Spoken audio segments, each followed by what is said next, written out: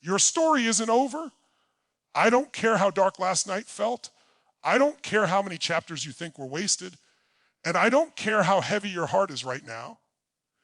If you're breathing, if you're listening to my voice, then hear this. Your story is not finished. It's just getting started. Right now, you might be telling yourself a story that says, I'm behind. A story that says, I messed it up. A story that says, it's too late for me. But let me ask you something. Who taught you that? Who decided that one moment, one failure, one season gets to define the rest of your life? Because that's not truth. That's conditioning, and conditioning can be changed. See, most people don't fail because they lack ability. They fail because they attach meaning to pain that crushes their future. They take a setback and turn it into an identity. They say, this happened to me, therefore this is who I am. No, that's not who you are. That's something that happened to you. And what happened to you does not get to decide where you're going unless you let it. There are moments in life that break you open. Moments that strip away illusions, moments that humble you, moments that hurt so deeply you wonder if you'll ever be the same again. And you're right, you won't be the same.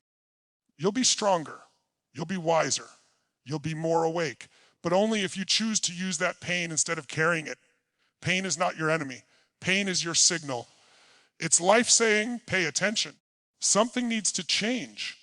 And the moment you stop resisting that pain and start listening to it, everything shifts, because pain can either be the prison that keeps you stuck in the past, or it can be the fuel that launches you into a future you've never imagined. Let me tell you something most people forget. You are not here by accident. There is something in you that has not been expressed yet, a strength you haven't accessed, a voice you haven't fully used, a version of you that only emerges after you've been tested. And maybe that's why life has pushed you. Maybe that's why things fell apart. Not to destroy you, but to reveal you. Think about it. Every meaningful story has a turning point. Every hero's journey includes a moment where it looks like the end, where everything is lost, where quitting feels logical. But that's not the end of the story. That's the beginning of transformation. And you are standing in that moment right now. Your past does not disqualify you. It prepares you. Every disappointment sharpened you. Every heartbreak deepened you. Every failure taught you something success never could. And one day, maybe sooner than you think, you're going to look back and realize that the thing you thought broke you was the thing that built you. But here's the truth. You don't change your life someday. You change it in a moment when you decide that the story you've been telling yourself no longer serves you. A moment when you stop asking, why did this happen to me? And start asking, what is this preparing me for? That's the moment everything begins to shift. You don't need to have it all figured out. You don't need to feel confident. You don't need permission from anyone.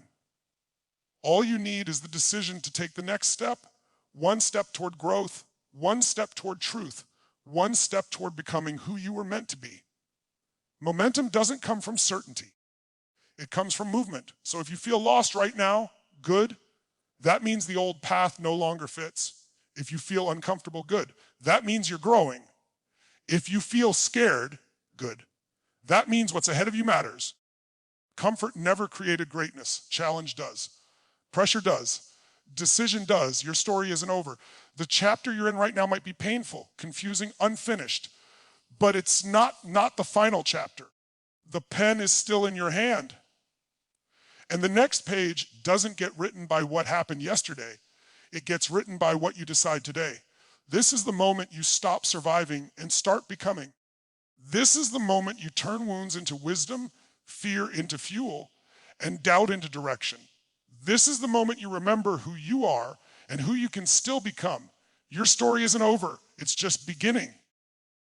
Most people think their past is a life sentence. They look back at what they've done, what they didn't do, what went wrong, who hurt them, who they disappointed, and they quietly decide, this is who I am now. And that single decision shapes everything. Not the event itself, but the meaning they attach to it. Because events don't control your life. Meaning does. Two people can go through the same experience and walk away with completely different futures, simply because one chose a meaning that empowered them and the other chose a meaning that imprisoned them. Your past is just a collection of experiences.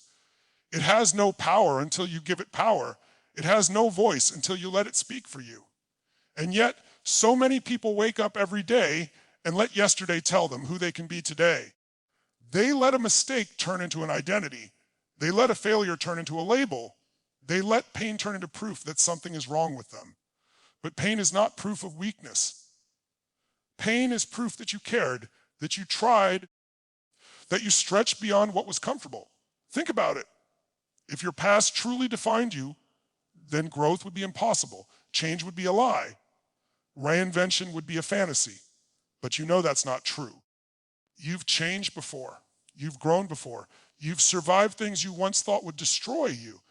And the reason you did is because at some point, consciously or unconsciously, you changed the meaning of what was happening to you. You stopped seeing it as the end and started seeing it as something you could move through. The human mind is a meaning-making machine. It's always asking, what does this mean? And the answer you give determines how you feel, how you act, and ultimately how you live. When you tell yourself, this happened because I'm not enough, you create hesitation, fear, and self-doubt. When you tell yourself, this happened to teach me something, you create strength, curiosity, and momentum. Same event, different meaning. Completely different life. Most people don't realize they're the author of their internal story. They think they're just reading it. They think the story was handed to them by their past, by their parents, by their circumstances, by society. But you are not just the character in the story. You're the writer. And the moment you realize that, everything changes. Because writers can revise, writers can rewrite, writers can decide that a chapter that looked like failure was actually preparation. Your past didn't happen to break you. It happened to build a part of you that couldn't be built any other way. The discipline you have now came from struggle. The empathy you carry came from pain. The courage you're developing came from moments where quitting would have been easier. If you strip those experiences away, you strip away the strength they forged. So the question isn't how do you erase the past? The question is how do you use it? When you change the meaning of your past, you reclaim your power. You stop being a victim of memory and start being the owner of experience. You stop saying, this ruined me, and start saying, this refined me. You stop dragging yesterday into today and start using it as a foundation instead of a weight. And that shift doesn't happen automatically. It happens by decision. There comes a moment when you have to interrupt the pattern. A moment when you catch yourself telling the same old story and you say, that story ends here. Not because the pain wasn't real, not because the loss didn't matter, but because carrying it this way no longer serves you. You don't dishonor your past by letting it go. You honor it by extracting the lesson and moving forward stronger. You are not behind in life. You are not broken. You are not running out of time. You are in the process of becoming, and becoming is never a straight line. It's messy. It's uncomfortable. It requires letting go of who you thought you were supposed to be so you can step into who you actually are. And that transition often feels like confusion before clarity, like loss before gain, like doubt before confidence. Your future is not created by what you went through. It's created by what you decide it means. The moment you decide that your past is evidence of resilience instead of weakness, everything changes. The moment you decide that what you survived qualifies you rather than disqualifies you, you begin to move differently. You speak differently. You expect differently. And life responds to that shift. You don't need a new past. You need a new interpretation. You don't need to forget what happened. You need to frame it in a way that fuels you instead of drains you. Because the meaning you choose today will determine the actions you take tomorrow. And the actions you take tomorrow will quietly shape the destiny you live into without even realizing it. There is a version of you on the other side of this shift that operates with more certainty, more peace, more hunger for growth, a version of you that doesn't flinch when the past comes up because it no longer controls the narrative, a version of you that understands that every experience was training, every challenge was conditioning, every setback was sharpening something inside that needed to be sharpened. And when you truly grasp that your past does not define you, that it never had the authority you gave it, you stop asking for permission to move forward. You stop waiting to feel ready. You stop needing validation.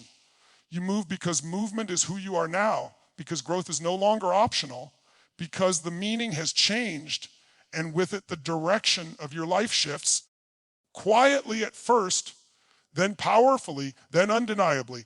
The chapter you're in right now feels heavy because it was never meant to be comfortable. It feels painful, uncertain, and unfinished because it sits at a turning point, not an ending. Most people misunderstand this moment. They think discomfort means something is wrong. That struggle means they're failing. That confusion means they've lost their way. But in reality, these are the signs that the old version of you no longer fits the life you're being called to step into. Comfort is familiar, even when it's painful, even when it limits you, even when it drains you. Comfort feels safe because you know how it ends. Growth doesn't offer that certainty. Growth asks you to step into territory where you don't yet have proof that it will work, where the rules aren't clear, where your identity feels unstable. And that instability can feel terrifying if you don't understand what it is. But instability is not collapse. It's transition. Every meaningful transformation begins with discomfort. Muscles don't grow without tension. Character doesn't deepen without challenge. Confidence isn't built by avoiding fear, but by moving through it. Yet when discomfort arrives, most people try to escape it. They distract themselves. They numb themselves. They retreat into old habits because those habits feel predictable, even if they no longer serve them. And in doing so, they delay the very growth they say they want. This chapter hurts because it's asking you to let go of who you used to be. Not just what you did, but how you saw yourself. The identities that once protected you can become the cages that keep you stuck. The beliefs that once helped you survive can quietly prevent you from thriving. And letting go of those beliefs feels like losing a part of yourself, even when that part has outlived its purpose. At a turning point, clarity doesn't come first. Choice does. Most people wait to feel confident before they act, but confidence is a reward, not a requirement. It's built through action, through repetition, through keeping commitments to yourself when it would be easier to quit. Waiting to feel ready is one of the most subtle ways fear keeps you frozen, because readiness is created by movement, not by thinking. You may feel like everything you knew is dissolving, like the ground beneath you isn't solid anymore. That's because it isn't. And that's not a mistake. Old foundations have to crack before new ones can be built. If the ground didn't shake, you'd never question whether where you're standing is strong enough to support where you're going. Discomfort is the signal that the structure of your life is being redesigned. This moment demands courage, but not the dramatic kind. It asks for quiet courage. The kind that shows up in small decisions when no one is watching. The courage to keep going when progress feels invisible. The courage to trust yourself again after disappointment. The courage to say no to what no longer aligns, even when you don't yet know what will replace it. Growth feels lonely at times because not everyone will recognize the version of you that's emerging. Some people prefer the old you because the old you fit neatly into their expectations. Change can disrupt dynamics, challenge assumptions, and create distance. And that can hurt. But outgrowing spaces is not betrayal. It's evolution. You're not meant to remain who you were when you didn't know what you know now. This chapter feels unfinished because it is.